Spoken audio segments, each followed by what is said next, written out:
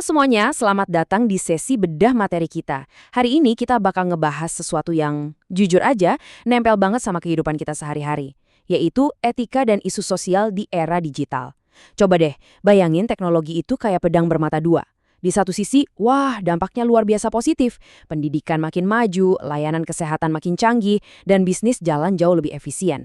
Tapi ya, di sisi baliknya, inovasi yang sama ini juga buka pintu lebar-lebar buat kriminalitas siber dan ancaman ke nilai-nilai sosial dasar kita. Nah, dari situ muncul satu pertanyaan dasar nih. Dan ini jadi akar dari semua dilema digital kita. Oke, mari kita selami ini. Apakah karena kita bisa ngelakuin sesuatu secara teknis pakai teknologi, otomatis berarti kita boleh ngelakuinnya secara moral? Ini bukan cuma obrolan filosofis di ruang kelas loh. Ini tamparan nyata buat kita yang sering mikir kalau software atau gadget yang kita pegang tiap hari itu cuma alat yang netral. Padahal nggak selalu gitu. Buat membedah pertanyaan besar tadi, ini peta jalan kita hari ini. Pertama, kita bahas pedang bermata dua teknologi. Kedua, dimensi moral era informasi. Ketiga, soal privasi dan profiling data. Keempat, kegagalan sistem dan bias. Kelima, gimana dampaknya ke kualitas hidup. Dan terakhir, kita tutup pakai kerangka navigasi keputusan etis. Tenang aja, biarpun kedengarannya banyak, kita bakal urai pelan-pelan. Oke, masuk ke bagian pertama. Pedang bermata dua teknologi. Sekali lagi, kita harus ingat kalau teknologi itu nggak pernah sekedar alat yang netral. Pasti kita semua seneng kan sama sisi positifnya? Bisnis jadi super efisien, rekam medis gampang diakses, belajar bisa dari mana aja tanpa batas ruang.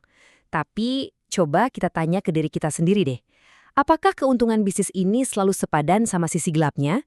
Maksudnya kita lagi ngomongin soal pencurian identitas loh, penyalahgunaan data besar-besaran, sampai pergeseran nilai sosial yang terjadi masis banget dalam 10 tahun terakhir. Jelas ini butuh kecermatan kita ekstra. Lanjut ke bagian kedua, dimensi moral era informasi. Ini bakal jadi semacam kacamata mental buat kita nganalisis kasus-kasus di lapangan nanti. Mari bergeser dan lihat gimana kelima dimensi ini ngebangun cara pandang kita. Pertama, hak informasi. Siapa sih yang berhak atas privasi dan data kita? Kedua, hak kekayaan intelektual. Gimana ngelindungin karya di dunia maya yang serba bebas? Ketiga, akuntabilitas. Kalau sistemnya error, siapa yang harus tanggung jawab di mata hukum? Keempat, kualitas sistem. Seberapa aman sih sebuah software sebelum layak dilepas ke publik? Dan kelima, kualitas hidup. Apa efek samping teknologi ini ke mental dan kerjaan kita? 5 poin ini penting banget buat jadi pisau bedah analisis kita nanti. Masuk ke bagian ketiga, privasi dan profiling data. Di sini kita mulai nyentuh area yang lumayan sensitif dan jadi perdebatan setiap hari. Disinilah tarik ulur antara hak privasi kita sebagai individu versus nafsu korporasi buat manen data lagi panas-panasnya. Contohnya nggak main-main. Tahun 2018, data pribadi dari 87 juta pengguna Facebook dipanen. Bayangin, 87 juta. Dan ini dilakuin tanpa izin eksplisit mereka, murni buat profiling politik. Skandal yang melibatkan Cambridge Analytica ini langsung bikin gempar sedunia dan maksa Facebook bayar denda miliaran dolar. Tapi untungnya, kejadian ini jadi katalis yang melahirkan aturan privasi super ketat kayak GDPR di Eropa yang akhirnya juga menginspirasi lahirnya Undang-Undang Perlindungan Data Pribadi di Indonesia. Nah, yang benar-benar menarik dari slide ini adalah lihat gimana data kita nggak cuma dikumpulin, tapi dianalisis buat nebak rahasia paling intim kita. Di Amerika, ada jaringan retail namanya Target. Mereka punya algoritma yang bisa nebak kalau seorang pelanggan remajanya lagi hamil, cuma dari pola belanjanya aja. Mesin ini sampai otomatis ngirimin katalog kupon produk bayi ke rumahnya, bahkan sebelum ayah remaja itu tahu kalau anaknya hamil. Gila kan? Di sini kita dihadapkan sama dilema absolut. Akurasi bisnis analitik di satu sisi, berbenturan keras sama perasaan ngeri pelanggan yang ngerasa kehidupannya lagi diintip. Skandal-skandal soal pengumpulan data atau cookies tadi, ujung-ujungnya bermuara di satu kata, persetujuan. Ada 2 model di sini. Pertama, model opt-in. Ini super ngelindungin privasi. Karena kita sebagai user harus secara sadar dan aktif ngasih izin sebelum sepotong data pun diambil. Terus yang kedua, opt-out. Di sini data kita otomatis diambil dari awal dan kita yang harus repot-repot nyari tombol buat matiin secara manual. Secara etika, opt-in itu jauh lebih aman buat individu. Tapi realitasnya, ya bisnis jelas jauh lebih suka opt-out lah karena gampang dan sangat menguntungkan. Dimensi selanjutnya yang juga dirombak abis-abisan di era digital ini adalah hak kekayaan intelektual. Kita perlu memisahkan 3 hal ini. Rahasia dagang itu ngelindungin metode internal, kayak formula ajaib di balik algoritmanya Google. Kalau hak cipta fokusnya ke karya kreatif, dari baris kode software sampai lagu. Sedangkan paten ngasih hak eksklusif buat penemuan teknologi inovatif selama 20 tahun. Coba ingat lagi zaman aplikasi Napster bikin krisis pembajakan massal di awal tahun 2000-an. Itu krisis hak cipta paling gila yang akhirnya maksa seluruh industri musik global buat berevolusi ke model streaming berbayar demi nekan pembajakan. Bagian keempat. Kegagalan sistem dan bias. Nah, ini soal gimana kalau algoritma ternyata bawa masalah besar di dunia nyata.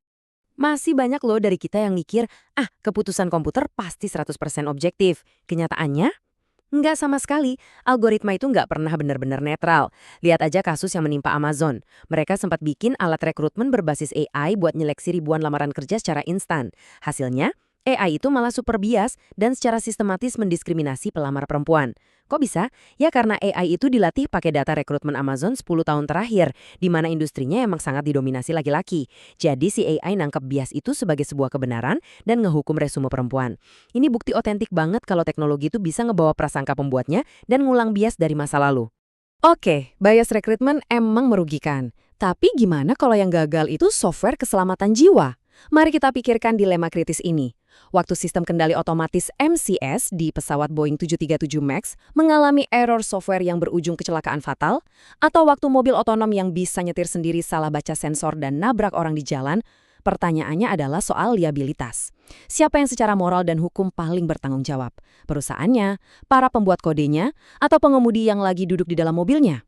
Ini dilema akuntabilitas yang pelik banget, nginget bikin software yang 100% sempurna tanpa celah itu ibarat hal yang mustahil. Masuk ke bagian kelima, kualitas hidup era digital. Ini menelusuri biaya tersembunyi dari konektivitas kita tiap hari. Tekanan teknologi ke kualitas hidup kita itu wujudnya banyak banget. Kita bisa lihat munculnya gig ekonomi, terus ada digital divide atau kesenjangan akses internet yang diam-diam makin melebarkan jurang ekonomi di berbagai daerah. Secara mental, kita juga dihajar teknostres. Pernah kan ngerasa batas waktu istirahat kabur karena dituntut online terus buat urusan kerjaan di smartphone? Dan secara fisik, jangan lupa soal computer vision syndrome. Mata kering dan kepala tegang gara-gara kelamaan mantengin layar tiap hari. Bener-bener kerasa kan efeknya?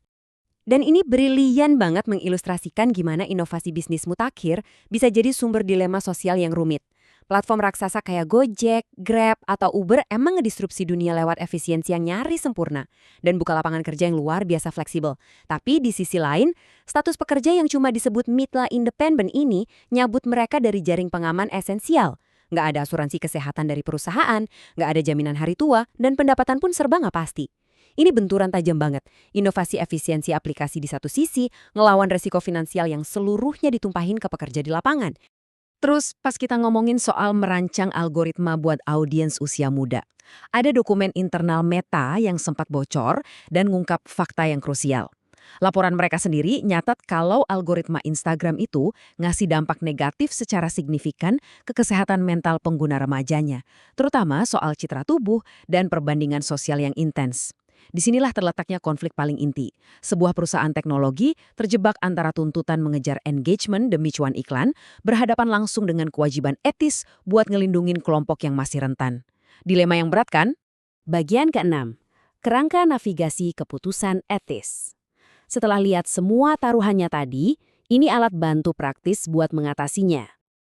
Kalau suatu saat Anda terjebak di pusaran dilema etika tadi, entah sebagai developer di startup atau sekedar warga biasa, ini 5 panduan penyelesaiannya. 1. Identifikasi fakta objektifnya secara menyeluruh sebelum nebak-nebak. 2. Definisikan konflik atau nilai apa aja yang lagi tabrakan. 3. Petain dengan saksama siapa aja stakeholder yang bakal kena untung ruginya. 4. Identifikasi pilihan tindakan paling rasional buat ngeredam konfliknya. Dan kelima, hitung benar-benar konsekuensi jangka panjang dari keputusan yang mau diambil. Pas lagi nimbang-nimbang keputusan dari 5 langkah tadi, coba sandarkan ke prinsip-prinsip ini. Golden Rule, jangan ngumpulin atau pakai data orang lain kalau kita sendiri keberatan data kita diperlakukan kayak gitu. Utilitarian Principle, bikin desain sistem yang ngasilin manfaat paling maksimal buat kelompok terbanyak. Dan terakhir, Risk Aversion, kalau situasinya serba nggak pasti, selalu pilih skenario yang ngasilin kerugian sosial paling minimal. Jadi poin krusialnya adalah, jangan pernah ngelihat etika itu cuma sebagai dinding penghambat inovasi Anda. Sama sekali bukan. Etika itu justru panduan desain biar apa yang Anda ciptain bisa terus relevan dan bawa kebaikan buat kemanusiaan jangka panjang. Ketika bisnis peduli sama standar kualitas software mereka dan jujur soal pemakaian data, apa yang mereka dapat? Kepercayaan pelanggan.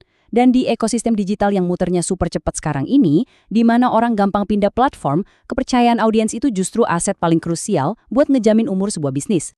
Sebagai penutup sesi bedah materi yang lumayan intensif ini, saya mau ngelempar satu pemikiran yang menantang buat direnungkan.